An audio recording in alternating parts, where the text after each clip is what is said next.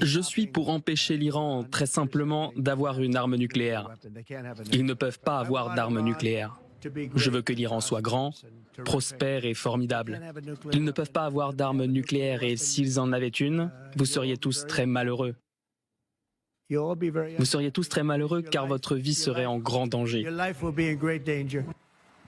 Denis Kataev, voilà, vous suivez évidemment de très près en tant qu'opposant russe les négociations sur le plan russo-ukrainien. Ça n'a pas véritablement avancé, manœuvre dilatoire de la part de Poutine. On ne peut pas s'attendre à la même chose de la part des Iraniens. Vitesse ou précipitation de la part de l'administration Trump, à mesure où on n'obtient rien avec les Russes, est-ce qu'on peut obtenir quelque chose avec les Iraniens? Oui, mais bien sûr, parce que les deux pays sont alliés. Oui, ils sont alliés avec la Russie, avec l'Iran, et la Russie avec la Corée du Nord, la Russie avec les Ouïtes, la Russie avec tous les terroristes, la Russie avec le Taliban, la Russie avec toutes les forces, comment on peut dire, de désordre aujourd'hui et ici dans le monde. Donc je pense que oui, la Russie aujourd'hui, et Poutine, pas la Russie, Poutine, il fait du chaos dans le monde entier, et c'est pourquoi, oui, bien sûr, la Russie et l'Iran, ils sont alliés aujourd'hui, et c'est vraiment, comment on peut dire, c'est l'aile du mal, l'axe du mal, à l'époque. L'axe du mal à l'époque, oui. Et c'est aujourd'hui on voit ça. Mais je pense que c'est très important aujourd'hui pour l'Europe. Pour l'Europe, c'est le moment très important parce que l'Europe doit répondre à la question quel levier l'Europe a-t-elle pour pousser Poutine a accepté un cessez-le-feu immédiat sans condition. Et ben justement, Denis, on va poser la question à Thomas Herman qui vient d'arriver sur ce plateau, parce qu'en effet, on parlait de Witkoff, vous soulevez la question cruciale. Je disais, Witkoff, il a rencontré 3 fois Poutine. Est-ce qu'il y a un lien à faire entre l'aide que pourrait apporter la Russie aux États-Unis sur le dossier iranien et en échange de concessions majeures que pourrait lui faire effectivement Trump à Poutine?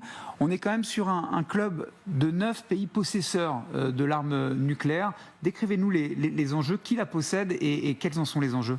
Oui, alors on va d'abord faire un point sur les sites nucléaires iraniens. Regardez cette carte. La version officielle de Téhéran, c'est uniquement des recherches nucléaires et des productions nucléaires à des fins civiles, notamment pour l'énergie.